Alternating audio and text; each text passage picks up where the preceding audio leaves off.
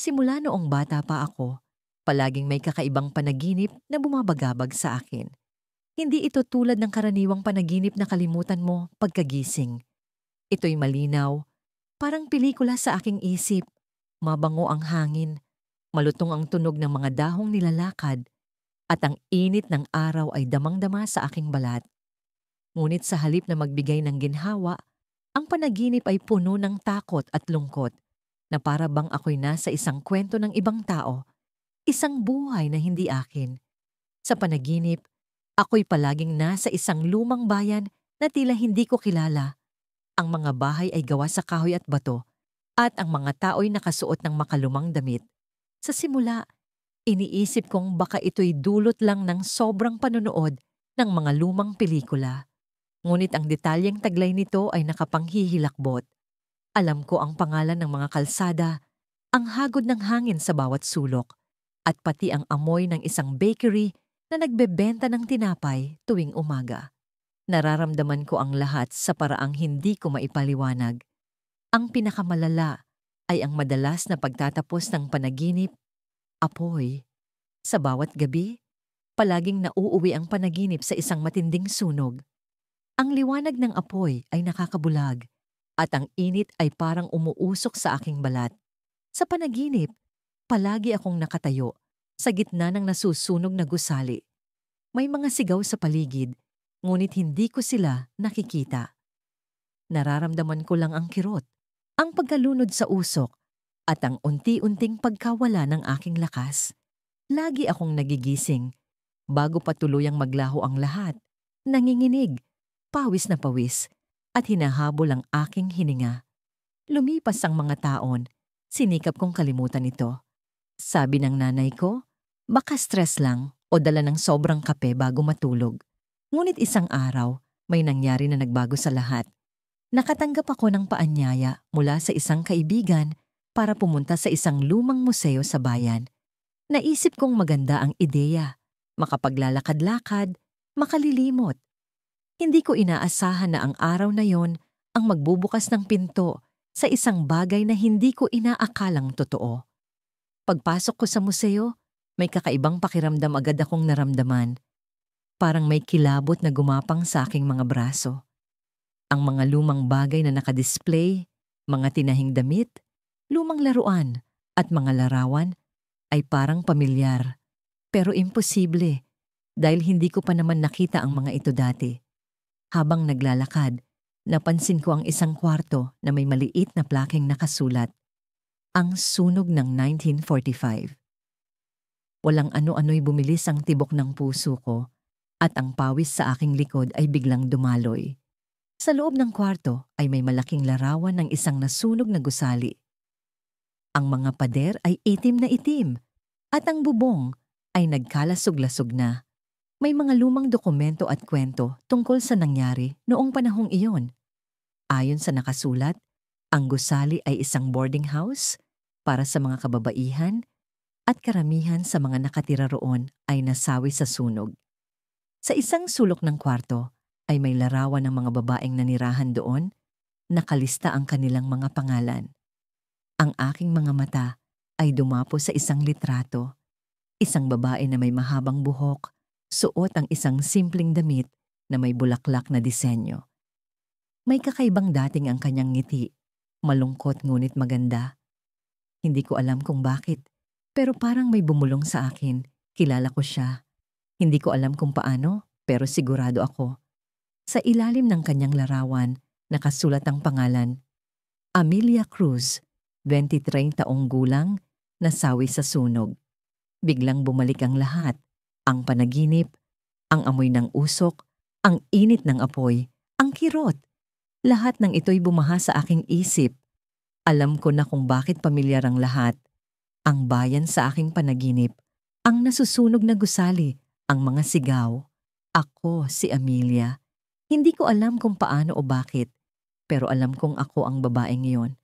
Ang sunog na tumapos sa buhay niya ay nararanasan ko sa paulit-ulit na panaginip. Hindi ko namalayan na nanginginig na ako. Lumapit ang kaibigan ko at tinanong kung ayos lang ako. Pinilit kong ngumiti, Ngunit alam kong may malaking pagbabago ang naganap sa aking isipan. Hindi na ito basta panaginip lang. Hindi na ito imahinasyon. Ito ay isang alaala. Isang bahagi ng buhay na hindi ko maipaliwanag kung paano napunta sa akin. Pag-uwi ko, hindi ko mapakali. Sinimulan ko ang paghahanap ng karagdagang impormasyon tungkol sa sunog ng 1945.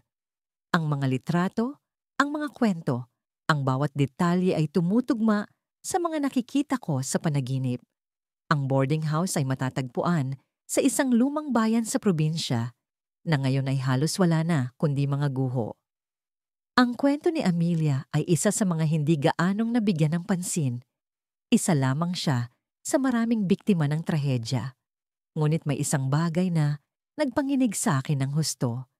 Ayon sa isang artikulo, si Amelia ay huling nakita sa ikalawang palapag ng gusali, nakatitig mula sa bintana habang sinusubukang sumagip ng isang bagay. May mga nakakita sa kanya na tila may hawak na maliit na kahon, ngunit hindi na siya nakalabas.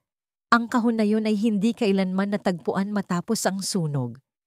Kahit anong gawin ko, hindi ko maialis sa isip ang kahon. Ano ang laman nito? Bakit tila mahalaga ito kay Amelia? At bakit parang may pumipilit sa akin na alamin kung nasaan ito? Habang nakahiga noong gabing yon, hindi ko napigilan ang sarili ko. Alam kong kailangan kong bumalik sa lugar ng sunog. May nararamdaman akong tawag. Isang di maipaliwanag na udyok na galugarin ng mga guho. Kinabukasan, sa ilalim ng makulimlim na langit, naglakbay ako patungo sa lumang bayan. Ang lugar ay tila inabandona na, puno ng damo at mga sirang pader. Ang dating boarding house ay halos wala nang natira, isang anino na lamang ng kung ano ito dati. Ngunit habang naglalakad ako, may naramdaman akong kakaiba. Sa isang sulok ng guho, may bumagsak na liwanag mula sa ulap. Doon ko nakita ang isang bagay na nakabaon sa lupa. Lumapit ako. Ang puso ko'y parang sasabog sa kaba. Hinukay ko ito gamit ang aking mga kamay. Ang lupa ay malamig at basa. Hanggang sa may tumambad sa akin, isang lumang kahon. Pagmulat ng aking mga mata, ang panaginip ay tila isang pelikula sa aking isipan. Bawat detalye malinaw, bawat emosyon nararamdaman ko pa rin. Nasa isang lumang gusali ako, yari sa kahoy. Ang mga dingding nito madilim na tila nilamon ng matandang panahon. Sa labas, ang langit ay kulay abo. Ramdam ko ang bigat ng hangin, ang amoy ng usok na tila nanggagaling sa kung saan. Sa panaginip, hindi ako si Lyra, ang babaeng kilala ko sa salamin. Ako'y may iba't ibang anyo. Mahaba ang buhok, suot ang isang simpleng bestida, at ang pangalan ko, naririnig kong paulit-ulit, ay Elena. Ang mga tao sa paligid ko ay tinatawag ako sa pangalang yon, at ang bawat tawag nila ay parang mga alon na sumasalpok sa aking puso. Hindi ko alam kung bakit, pero alam kong ako si Elena. Hindi ito nagdududa. Nasa loob ako ng kusina ng lumang bahay, nagmamadali, nagluluto ng nilagang gulay. Sa mesa, may batang lalaki, 8 taong gulang siguro, na laging nakangiti habang naglalaro ng kahoy na tren. "Mama, kailan darating si Papa?" tanong niya. Ang inosenteng mata'y puno ng pananabik. Bago pa ako makasagot, bumukas ang pinto at narinig ko ang tunog ng mga bota sa sahig na kahoy. Isang lalaki ang pumasok. Hawak ang sombrero, ang mukha'y puno ng pagod, ngunit may ngiti sa labi. "Dumating na ako, anak," sabi niya habang yumuko upang yakapin ang bata. Ang puso ko'y parang umapaw sa ligaya. Ngunit kasabay nito, may kung anong takot na bumabalot sa akin. Hindi ko alam kung bakit, pero nararamdaman ko na ang ligayang ito ay pansamantala lamang.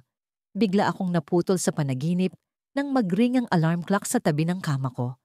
Pinindot ko ito, nanginginig ang mga kamay at tumayo upang maghilamos. Sa salamin, tinitigan ko ang sarili ko. Ako ba si Lyra? O ako si Elena? Bakit tila mas totoo ang panaginip kaysa sa buhay na ito? Ang mga tanong ay bumabalot sa akin, ngunit wala akong sagot. Nagdesisyon akong maglakad-lakad sa labas upang huminga ng sariwang hangin. Sa kanto, may isang lolo na nagtitinda ng mga lumang libro. Hindi ko alam kung bakit, pero parang may kung anong puwersa na nagtulak sa akin upang lumapit. Ang mga libro'y may amoy ng alikabok at kahoy, at ang ilan ay tila nabasa na ng ulan.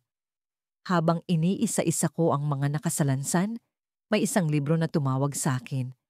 Isang lumang diary. Binuksan ko ito, at ang unang pahina ay may nakasulat.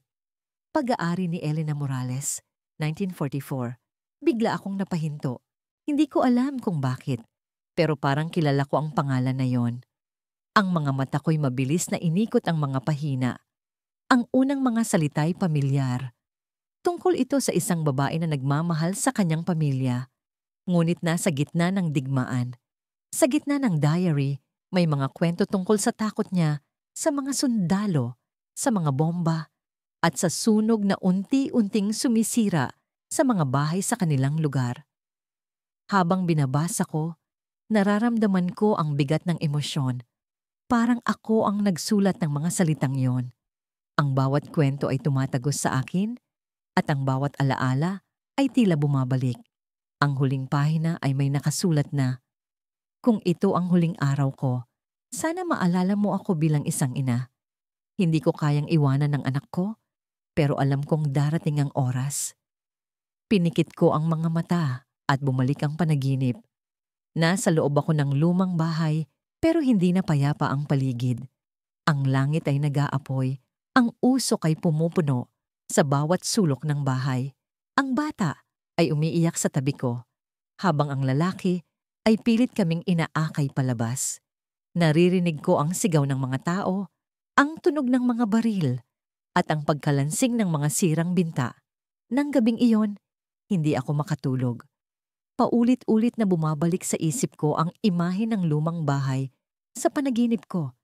Isang bahay na tila sinubukan kong takasan, ngunit hindi ko maiwan. Ang amoy ng usok, ang init na parabang sinusunog ang balat ko, at ang sigaw ng isang babae na parang nagmumula sa kailaliman ng kaluluwa niya. Lahat iyon ay parang totoo. Hindi iyon basta panaginip. Ramdam ko sa kaloob-looban ko na may mas malalim itong kahulugan. Kinabukasan, nagdesisyon akong bumisita sa lumang aklatan sa bayan. Hindi ko alam kung ano ang hinahanap ko, pero ang pakiramdam ko'y kinakailangan kong maghanap ng sagot. Sa isip ko, baka makita ko ang mga detalye sa panaginip ko sa alinmang lumang tala ng kasaysayan. Sa tuwing ipipikit ko kasi ang mga mata ko, bumabalik ang eksenang yon. Ang sunog, ang sigaw, at ang malamig na pakiramdam ng kawalan. Habang nagbabasa ako ng isang lumang dyaryo mula sa taong 1945, biglang parang may kung anong humila sa akin sa isang partikular na artikulo. Ang pamagat nito, misteryosong sunog sa bahay ng pamilyang Ramos. Nabasa ko na noong panahon ng giyera. Nasunog ang isang malaking bahay sa lugar na malapit lamang sa kinalalagyan ng bayan namin ngayon. Ayon sa artikulo, hindi matukoy ang sanhi ng apoy, pero ang pinakanakakatakot na bahagi ay ito. Isang babae ang natagpo ang patay sa loob ng bahay, yakap-yakap ang isang maliit na kahon. Ang katawan niya, ayon sa mga saksi, ay halos hindi na makilala. Siya raw ay si Clara Ramos, ang bunsong anak ng pamilyang may-ari ng bahay. Napatigil ako sa pagbabasa. Clara. Bakit parang pamilyar ang pangalang yon? Bakit parang may biglang bumigat sa dibdib ko habang binibigkas ko ang pangalan niya sa isip ko? Habang pinagmamasdan ko ang litrato ng bahay sa dyaryo, biglang bumalik ang lahat ng alaala sa panaginip. Ang iskinitang puno ng usok, ang tunog ng kahoy na bumibigay sa apoy, at ang babaeng sumisigaw. Pero ngayon, malinaw na sa isip ko. Ako ang babaeng yon. Ako si Clara. Natahimik ako habang nakaupo sa lamesa ng aklatan. Paano mangyayari ito? Paano ko malalaman ang mga detalye ng isang pangyayaring hindi ko naman naranasan? Hindi ko na napigilan ng sarili ko. Tumayo ako mula sa upuan at halos tumakbo palabas ng aklatan. Kailangan kong huminga. Kailangan kong makawala sa bigat na nararamdaman ko.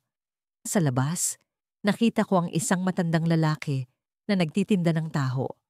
Napatingin siya sa akin at tila may kung anong kumikislap sa mga mata niya. "Ineng, ayos ka lang ba?" tanong niya. Tumango ako, kahit hindi naman talaga ako sigurado kung ayos nga ba ako. Pero bago ako makaalis, nagsalita ulit ang matanda. "Parang pamilyar ka. Para kang si Clara Ramos, yung dalaga na nasunog noong panahon ng hapon." Nanlaki ang mga mata ko. "Bakit mo po siya kilala?" tanong ko, kahit nanginginig na ang boses ko. Kilala ko ang pamilya nila. Diyan lang sa may lumang lote sa dulo ng bayan ang bahay nila noon. Ang ganda-ganda ni Clara. Pero kawawa siya. Bigla siyang natigilan at parang sinukat niya kung dapat ba niyang ipagpatuloy ang kwento. May mga sinasabi noon na hindi lang basta sunog ang nangyari. May nangyari raw na mas malagim. "Anong ibig niyo pong sabihin?" tanong ko, kahit alam kong baka hindi ko magustuhan ang sagot.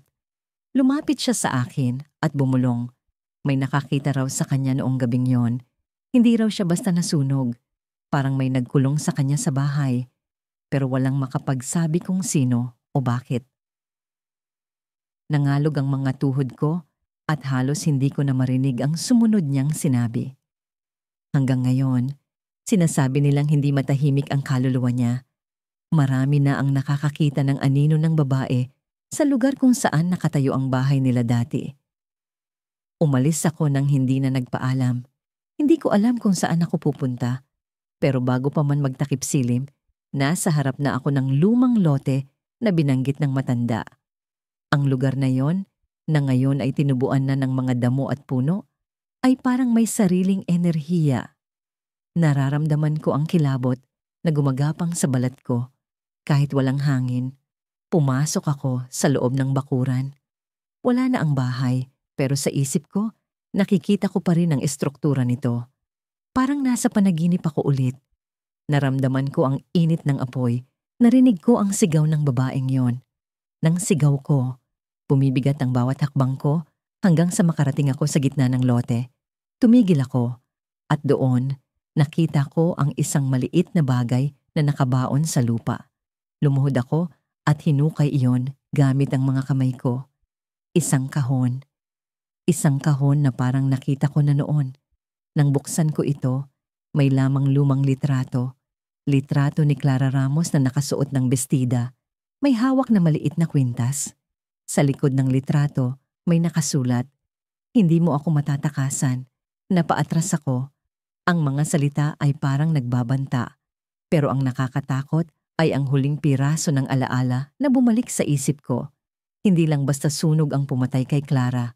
May pumatay sa kanya. At ang taong yon ay narito pa rin. Nagising ako sa isang malamlam na silid na tila nilamon ng dilim. Ang mga kurtina ay nakatakip sa bintana. Ang liwanag ng araw ay pilit na pumapasok sa manipis na pagitan ng tela. Ngunit hindi nito maabot ang loob. Ang hangin ay mabigat. Parang may presensyang hindi ko maipaliwanag. Hindi ko alam kung bakit. Pero pakiramdam ko ay hindi ko dapat naroon. Pinilit kong bumangon. Ngunit ang katawan ko'y parang nakadikit sa kama. Ang bawat galaw ay mabigat. Ang bawat hininga ay tila may alingas-ngas ng takot. Nang mapansin ko ang silid, isang kakaibang detalye ang hindi ko maalis sa aking isip. Ang mga dingding ay pinalamutian ng lumang mga larawan, mga mukha ng mga taong hindi ko kilala. Ngunit ang isang litratong naroon ay nakakuha ng aking pansin. Babae sa gitna ng apoy, ang mukha niya ay puno ng puot, ngunit may halong pagmamakaawa. Ang mga mata niya ay parang tumititig sa akin, dumidiretso sa kaibuturan ng aking pagkatao. Hindi ko maiwasang mapabulong, "Sino ka?" Ngunit sa loob-loob ko, alam kong may sagot na sa tanong na yon. Parang matagal na niyang sinasabi sa akin ang pangalan niya, ngunit tinatakpan ko ang tenga ko para hindi ko marinig. Sa unang pagkakataon mula nang magsimula ang mga panaginip, naisip ko, hindi kaya hindi lang ito basta panaginip? Hindi kaya may dahilan kung bakit nararamdaman kong kilala ko siya? Ang mga tanong ay tila isang alingawngaw na paulit-ulit sa aking isipan, hindi nagbibigay ng katahimikan. Bigla akong napatingin sa aking kamay. Napansin ko ang isang marka na hindi ko pa nakikita noon. Parang peklat na hugis sa lawn, ngunit hindi masakit. Sinubukan kong kuskusin ito, ngunit hindi ito nawala. Bumalik ang alaala ng isang panaginip mula noong isang linggo. Ang babaeng yon, nakatayo sa gitna ng nasusunog na bahay, nakatingin sa kanyang kamay, ang parehong hugis ng marka ang naroon. Napaurong ang dibdib ko. Hindi pwedeng totoo. Hindi. Pilit kong binuksan ang bintana, hinayaan ng malamig na hangin na pumasok sa silid. Ngunit sa halip na gumaan ang pakiramdam ko, parang lalong bumigat ang dibdib ko. Ang bawat paghinga ay may halong kaba. Sa labas, ang paligid ay tahimik, parang nakikiramay sa kung anumang nangyayari sa akin. Naglakad ako pababa sa sala. Ang bawat hakbang ay parang may bigat. Nang makarating ako, naroon si Lola, nakaupo sa lumang upuan na yari sa kahoy. Hindi siya kumibo, ngunit ang mga mata niya ay parang may alam na hindi niya sinasabi. Nilapitan ko siya. "Lola?" Tanong ko. "Nakakita ka na ba ng babaeng may marka sa kamay?" Napatingin siya sa akin, ang kanyang mga mata ay biglang nanlaki. Para bang nakaramdam siya ng takot o pagkagulat. Hindi siya sumagot agad, ngunit ang kanyang pagkilos ay nagsabi ng lahat. Tumayo siya, kinuha ang isang lumang kahon mula sa aparador at inilapag ito sa mesa. "Ikaw na ang tumingin," sabi niya. Mahina ngunit puno ng tensyon ng boses. Binuksan ko ang kahon at ang unang bumungad sa akin ay isang lumang diary na parang nagtatago ng mga lihim ng 100 taon. Ang unang pahina ay may nakasulat na pangalan, Amelia Cruz. Hindi ko alam kung bakit, pero ang pangalan ay parang isang kidlat na tumama sa akin. Parang matagal ko nang naririnig, ngunit ngayon ko lang napagtanto kung gaano ito kahalaga. Habang binubuklat ko ang diary, ang mga salita ay tila nagiging boses sa utak ko. Si Amelia ay isang babaeng nakulong sa isang nasusunog na bahay noong 1945, ngunit hindi dahil sa aksidente. Isang sunog na sinadya, isang sunog na ginawa para patahimikin siya. Ang dahilan? Hindi ko pa alam. Ang alam ko lamang ay may galit at puot sa bawat salitang isinulat niya. Ang kanyang huling linya bago ang diary ay natapos ay nagpalamig sa buong katawan ko. Hindi nila ako kayang patahimikin. Ako ay babalik. Napatitig ako sa huling pahina. Hindi alam ang gagawin. Ang mga kamay ko ay pawang nanginginig. Ang puso ko'y bumibilis. Ang mga panaginip, ang marka, ang babaeng nasusunog. Lahat ng ito ay parang nagkakabit-kabit sa isang kwento na hindi ko pa lubos naiintindihan. "Lola?" Tanong ko. "Sino si Amelia?" Napatingin siya sa akin, ang mga mata niya ay puno ng luha. "Ikaw." Sagot niya. "Ikaw ang reinkarnasyon niya." Ang sagot niya ay parang isang suntok sa dibdib ko. Hindi ko alam kung paano yun tatanggapin. Paano ako magiging siya? Paano ako magiging isang babaeng namatay higit 70 taon na ang nakalipas? Ngunit bago pa ako makapagtanong ulit, isang malakas na tunog ang pumuno sa sala. Ang kahon ay biglang gumalaw.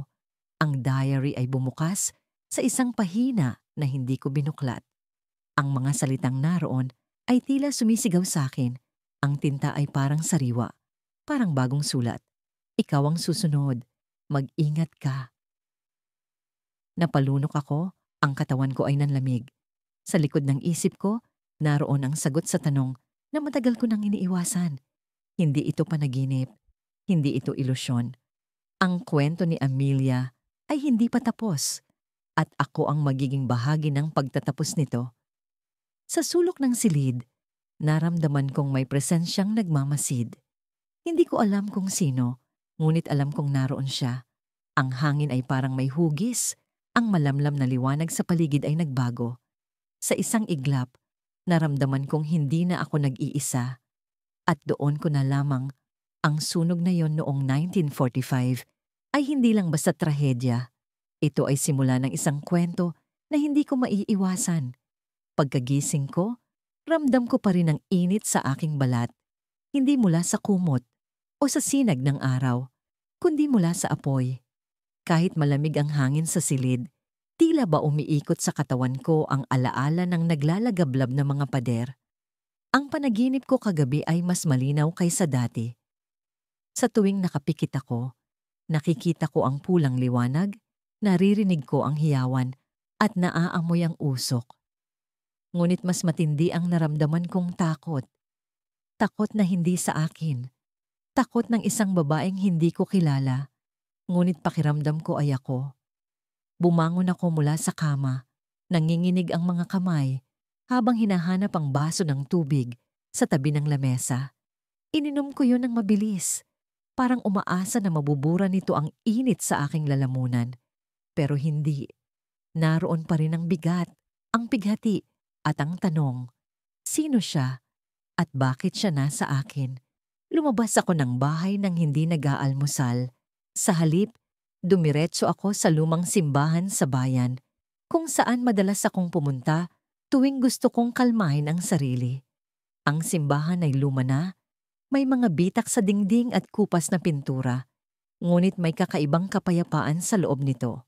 Ang amoy ng lumang kahoy at kandila ay laging nagpapatahimik sa akin, kahit pa magulo ang isip ko. Pumasok ako at naupo sa isang bangkong malapit sa gitna. Tumingala ako sa krusipihong nakabitin sa harap at nagdasal. Hindi ko alam kung ano ang dasal ko. Baka sana mawala na ang mga panaginip. Baka sana magising ako ng walang nararamdamang takot na hindi ko maintindihan. Pero habang nakapikit ako, muling bumalik ang imahe sa akin.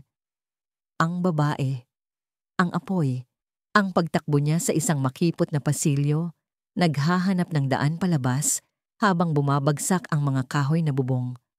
Ang sigaw niya, ang paghingal, at ang biglaang katahimikan. Napabukas ang mga mata ko. Nanginginig ako.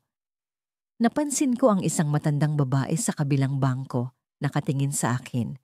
Lumingon siya agad, nang magtama ang mga mata namin, pero tila may alam siya. O baka ako lang ang nag-iisip ng ganito. Umalis ako sa simbahan nang hindi nagsasalita. Ngunit may kung anong humila sa akin, papunta sa likod nito. Sa likod ng simbahan ay may maliit na hardin, puno ng mga halaman na tila hindi na inaalagaan. Ngunit may nakita akong kakaiba, isang lumang balon na natatakpan ng makapal na damo at mga tuyong dahon. Nilapitan ko ito, ang puso ko'y bumibilis. Hindi ko alam kung bakit, pero pakiramdam ko, dapat kong tingnan ang balon. Nang makalapit ako, nakita kong may nakaukit sa gilid nito.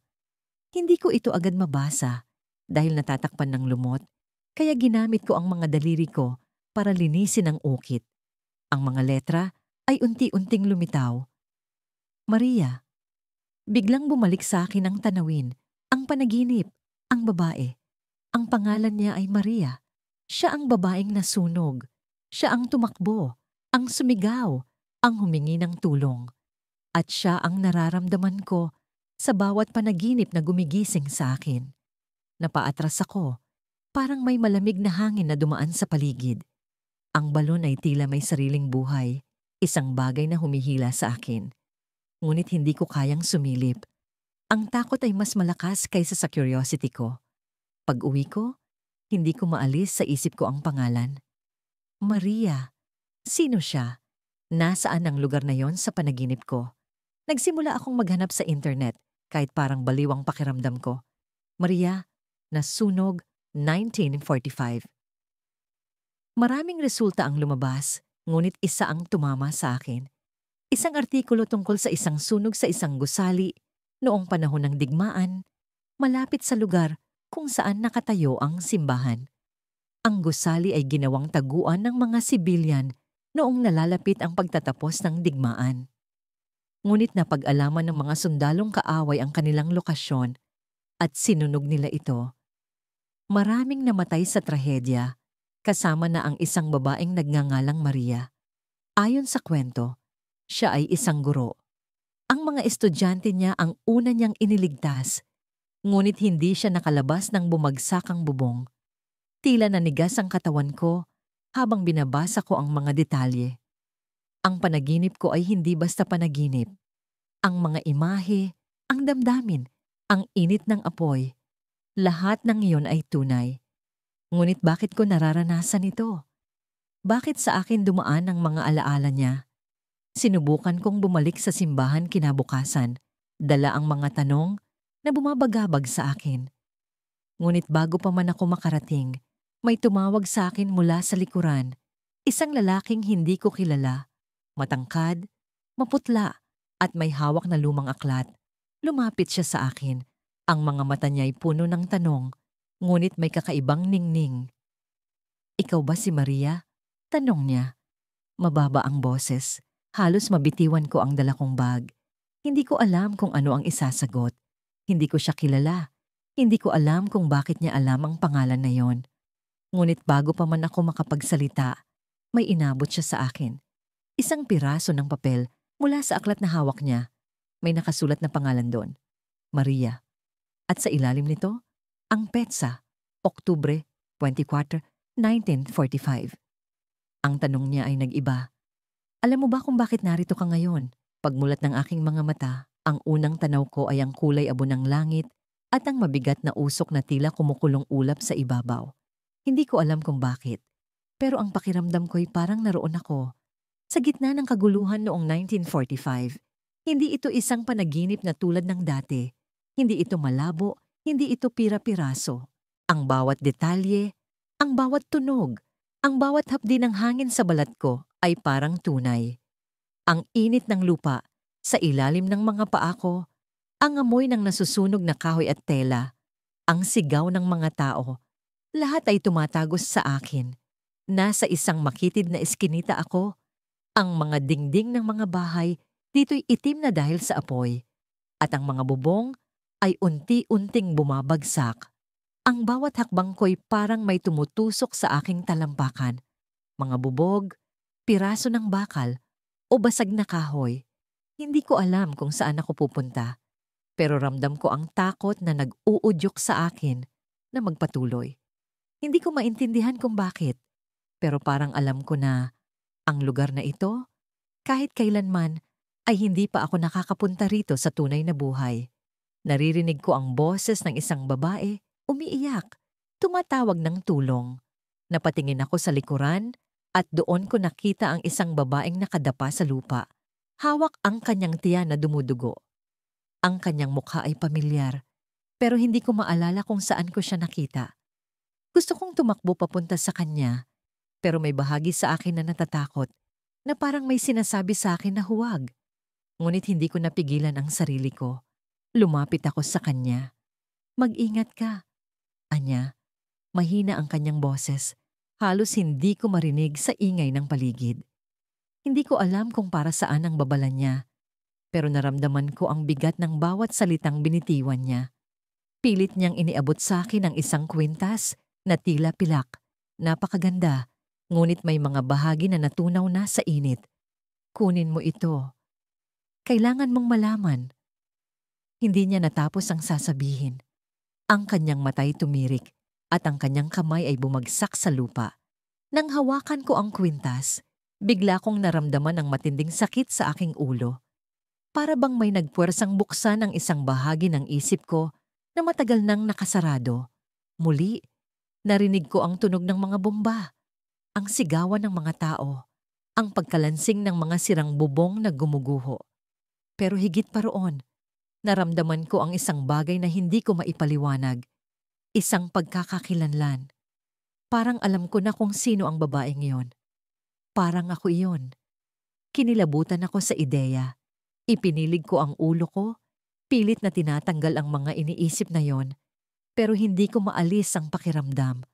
Ang kuwintas na hawak ko ay tila nagbabaga, at ang mga mata ko ay biglang nanilim. Nang magbalik ang aking paningin, nakita ko ang sarili ko sa ibang lugar. Isang tahimik na silid, puno ng mga lumang gamit na kahoy.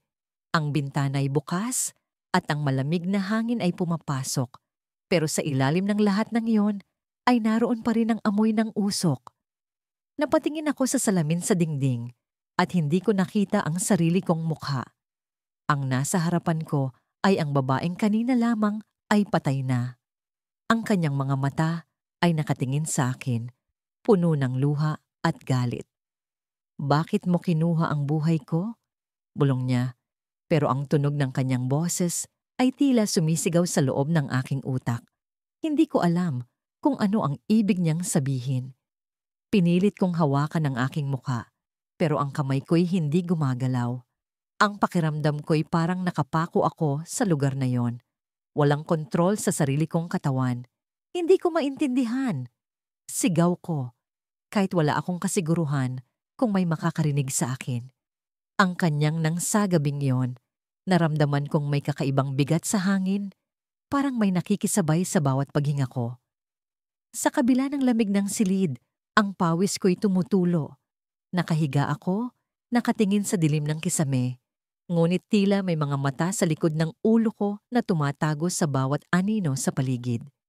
Hindi ko alam kung ako'y gising o nananaginip na.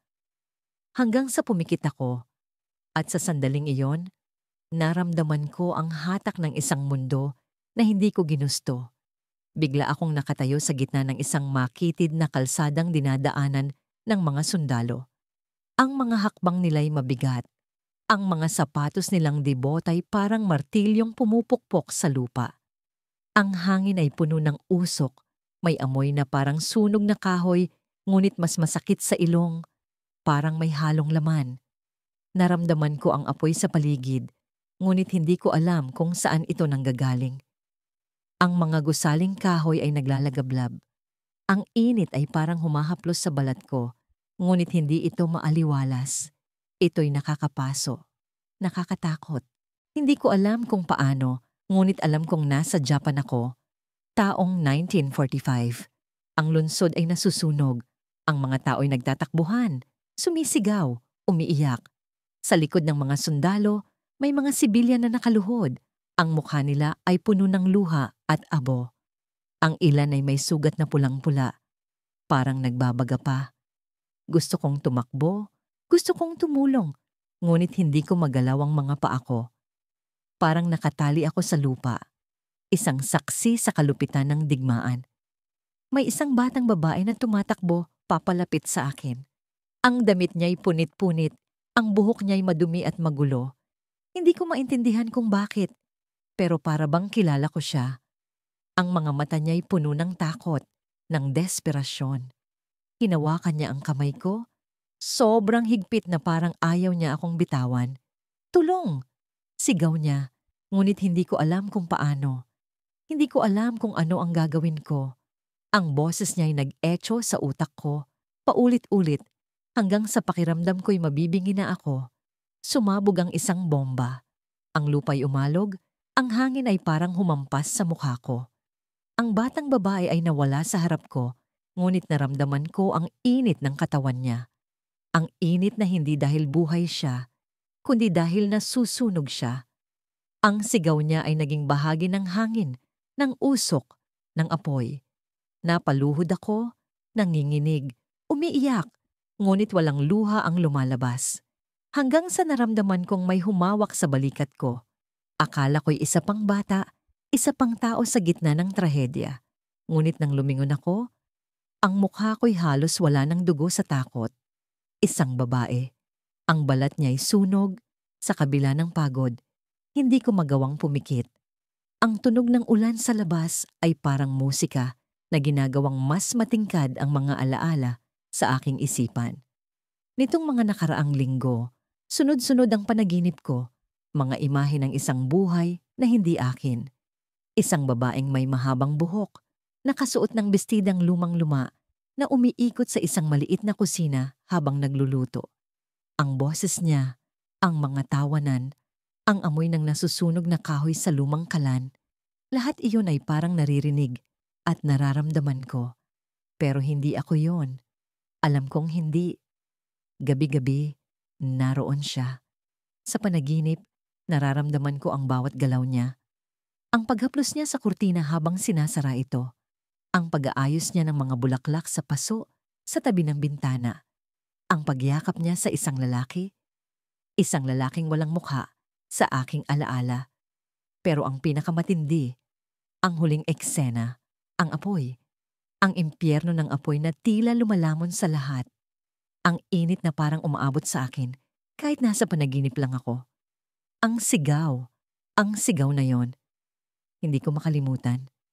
Kanina lamang, habang nakaupo ako sa sala, may dumating na maliit na pakete.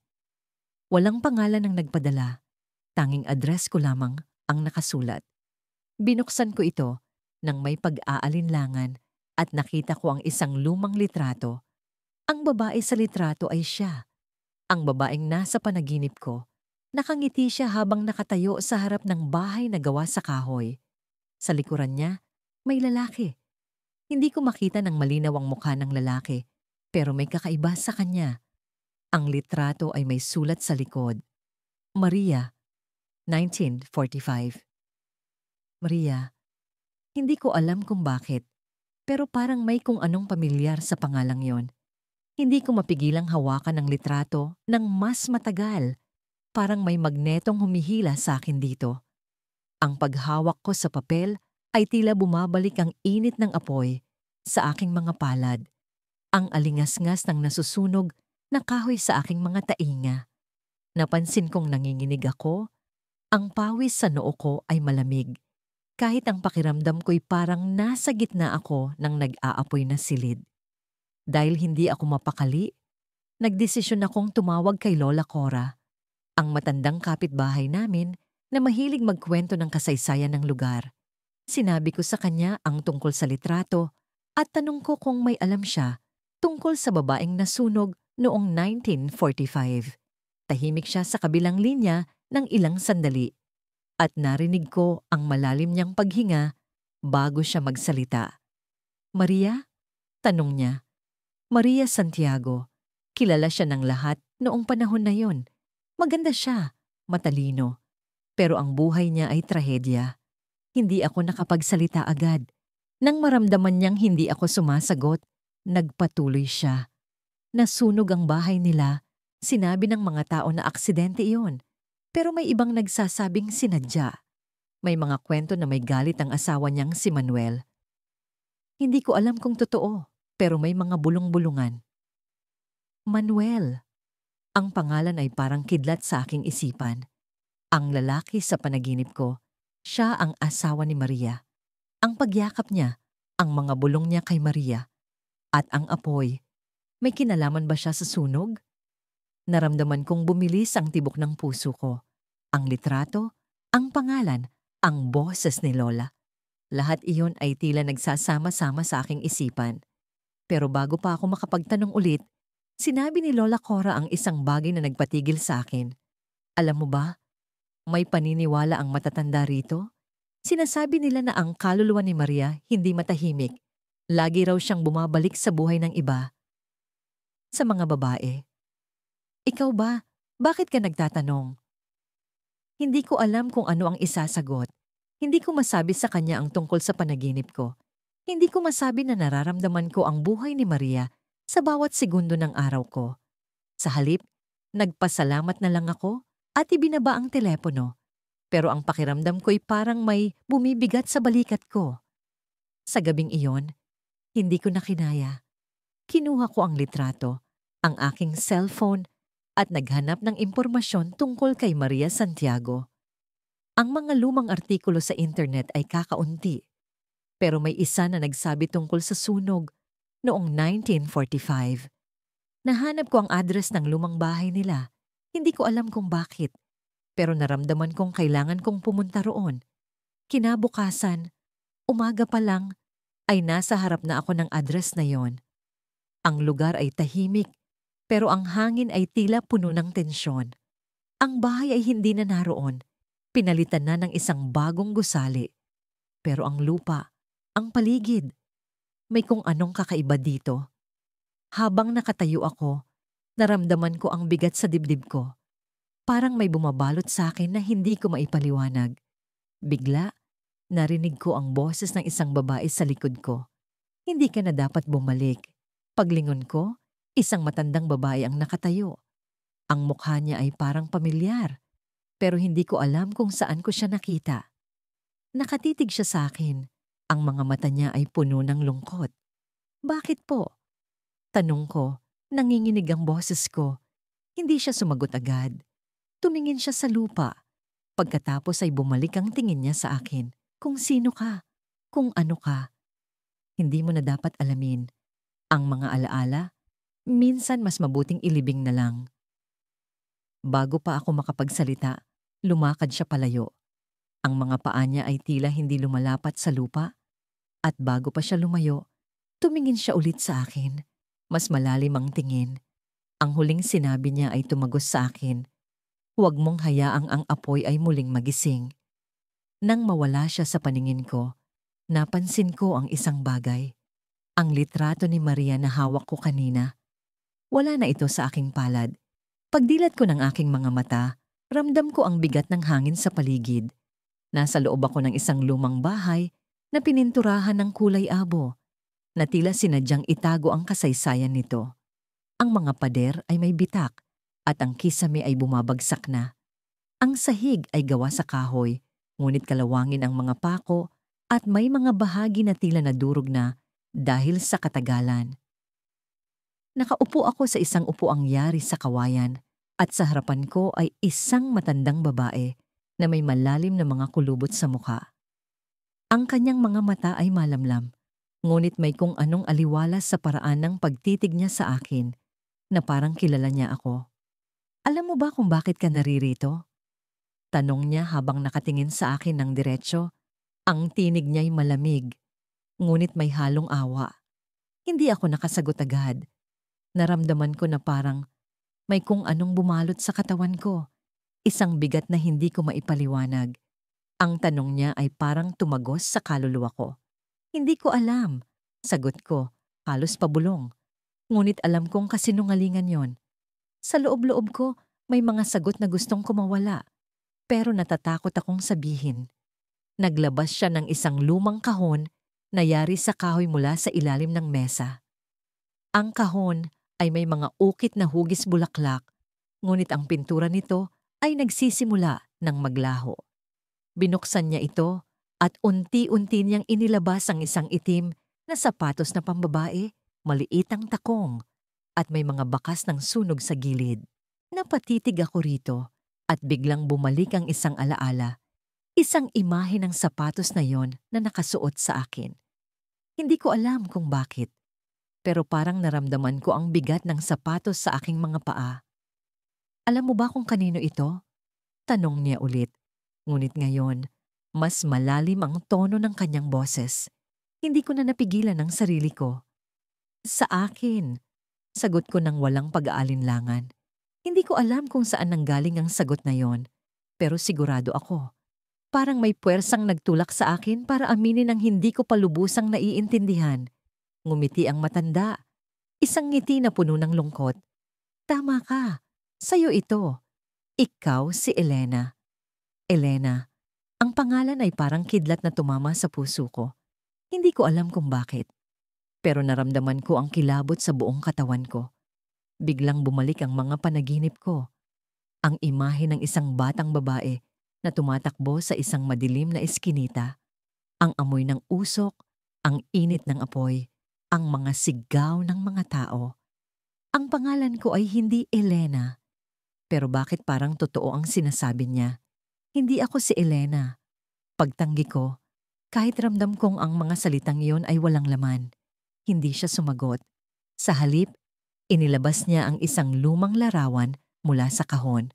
Ang larawan ay dilaw na at ang mga gilid nito ay nagbabalat na. Sa loob ng larawan, may isang babae na nakangiti. Suot niya ang isang damit na may mga bulaklak na disenyo at ang sapatos na ipinakita sa akin ay nasa kanyang mga paa. Ang kanyang buhok ay maikli at ang kanyang mga mata ay parang salamin ng kaluluwa ko. Siya si Elena at ikaw ang reinkarnasyon niya. Sabi ng matanda. Hindi ko alam kung paano ko tatanggapin ang sinabi niya. Sa bawat sandali, parang mas lumalalim ang pagkalito ko. Ang mga panaginip ko, ang hindi maipaliwanag na pakiramdam na parang hindi ako ganap na ako. Lahat ng ito ay nagkakaroon ng kahulugan kahit hindi ko pa lubos na matanggap. Bakit ako? Bakit ako? Mahina akong tanong habang nararamdaman ko ang panginginig ng kamay ko. Hindi siya sumagot. Tumayo siya at lumapit sa isang lumang kabinet. Binuksan niya ito at inilabas ang isang lumang diary. Kulay kayumanggi ang pabalat. Inilapag niya ito sa mesa at iniabot sa akin. Basahin mo ang unang pahina, utos niya. Binuksan ko ang diary at sa unang pahina ay may nakasulat na pangalan, Elena Cruz.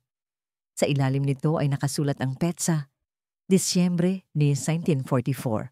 Nagumpisa akong basahin ang mga pahina at ang bawat salita ay parang pamilyar. Ang kanyang kwento, ang kanyang buhay ay parang akin. Nagsimula akong makaramdam ng sakit, ng lungkot, ng takot.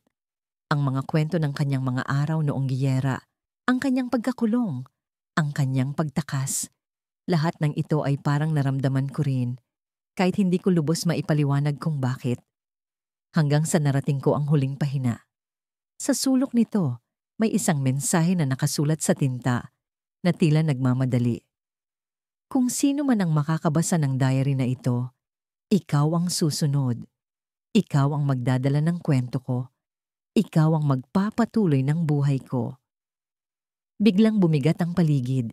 Hindi ko alam kung anong ibig sabihin ng mensahe, pero parang tumama ito ng malalim sa puso ko.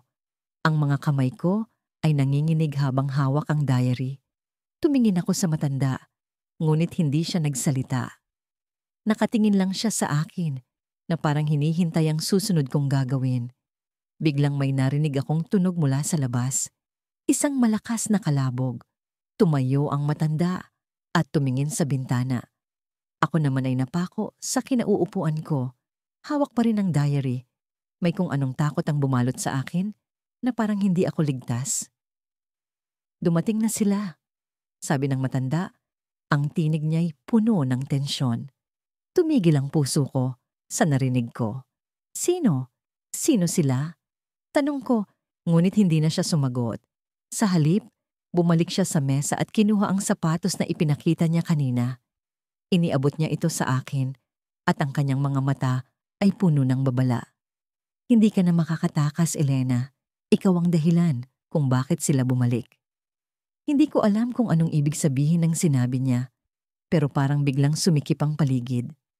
Ang tunog mula sa labas ay mas lumakas at naramdaman ko ang mga yabag na papalapit. Naramdaman ko ang init, ang amoy ng usok, ang pamilyar na takot na bumabalot sa akin. Parang bumalik ako sa panaginip ko. Pero ngayon, totoo na ito. Hindi ko na alam kung paano tatakbo o kung saan pupunta. Ngunit isang bagay ang malinaw. Hindi ako si Elena, pero ako rin siya. At ang dahilan ng lahat ng ito ay nasa akin. Nagising ako sa gitna ng gabi, pawis na pawis. Tila may apoy na gumuguhit sa balat ko. Ang panaginip ay muling bumalik. Isang babae, nakatayo sa harap ng malaking pinto ng kahoy. Naririnig ko ang iyakan, ang sigawan, ang tunog ng mga sapatos na tumatakbo sa sahig na marmol. Siya ay may hawak na isang pulang kuwintas, matingkad ang kulay nito, parang dugo. Hindi ko mawari kung bakit tila pamilyar ang lahat, ang init, ang amoy ng nasusunog, ang bigat ng takot. Lahat ng ito ay parang akin. Pero alam kong hindi ako ang babaeng yon. Bumangon ako mula sa higaan at tumingin sa salamin. Ang mga mata ko ay malalim ang hukay, parang hindi ko nakilala ang sarili ko. Nararamdaman ko ang kabog ng puso ko, mabilis, malakas, parang gusto nitong tumakas mula sa dibdib ko. Ang tanong na paulit-ulit na bumabagabag sa akin, bakit laging bumabalik ang panaginip na ito?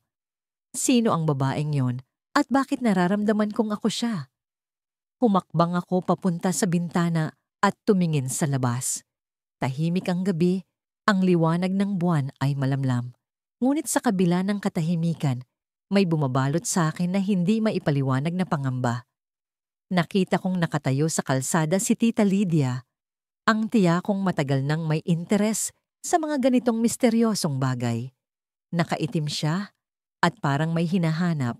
Sa isang iglap, tumingin siya pataas, diretso sa bintana ko. Ang mga mata niya'y tila gustong tumagos sa akin. Huwag kang matakot. Bulong ko sa sarili ko, pero hindi ko magawang panatilihing kalmado ang boses ko. Bumaba ako upang kausapin siya, dala ng kuryosidad at kaba. Pagbukas ko ng pinto, naroon siya. Nakangiti, ngunit may kakaibang lamig sa kanyang mukha. Hindi mo na talaga matatakasan ito, Andrea. Sabi niya nang walang pasakalye. Ang babaeng nasa panaginip mo, alam mo kung sino siya, hindi ba? Hindi ko alam ang sinasabi mo, tita. Sagot ko. Pero alam kong hindi ko siya nalilinlang. Naramdaman ko ang panginginig sa mga tuhod ko. Parang ang lupa ay gumagalaw sa ilalim ng mga paa ko. Maraming beses na itong nangyari sa pamilya natin. Ang mga alaala ng nakaraan ay bumabalik sa mga piling tao. Pero ikaw ang pinili ng babaeng yon para dalhin ang kwento niya. Pagpapatuloy niya. Sa tingin mo ba aksidente lang ang lahat ng ito? Hindi ko alam ang isasagot. Ang panaginip, ang pulang kuwintas, ang sunog. Lahat ng ito ay tila may kahulugan na hindi ko maabot. Hinawakan ni Tita Lydia ang kamay ko, malamig ang kanyang palad, at sa sandaling iyon, parang may dumaloy na kakaibang enerhiya sa pagitan namin. May kailangan kang malaman, sabi niya, at hinila ako papunta sa likod ng bahay. Sa ilalim ng madilim na langit, binuksan niya ang isang kahon na lumang-luma na, natatadtad ng alikabok. Sa loob nito, naroon ang isang pulang kuwintas. Halos hindi ako makahinga. Ang kuwintas na nasa panaginip ko, narito, sa harap ko. Hindi ko alam kung paano ito posible. Hinawakan ko ito, at sa sandaling iyon, parang may sumabog sa isipan ko. Ang mga alaala ng babaeng nasusunog, ang mga sigaw, ang pinto ng kahoy. Lahat ng ito ay bumalik ng buong detalye. Siya si Maria Consuelo, sabi ni Tita Lydia. Ang lola ng lola mo, isa siyang kilalang babaeng manunulat noong panahon ng digmaan. Pero tinapos ang buhay niya sa isang trahedya. Nasunog siya sa loob ng isang mansyon habang pinoprotektahan ang isang mahalagang dokumento. Bakit ko ito nararamdaman? Tanong ko, halos hindi na lumalabas ang boses ko. Ang bigat sa dibdib ko ay parang hindi ko na kaya. Dahil ikaw ang reinkarnasyon niya, Andrea, sagot ni Tita Lydia, at hindi natapos ang misyon niya. Ang dokumento na yon, ang kuwintas na ito, lahat ng ito ay may koneksyon sa buhay mo ngayon. Naguguluhan ako. Ang lahat ng sinasabi niya ay parang isang kwentong imposible. Pero nararamdaman ko ang katotohanan nito sa kaibuturan ng pagkatao ko. Ang init sa balat ko, ang bigat sa puso ko.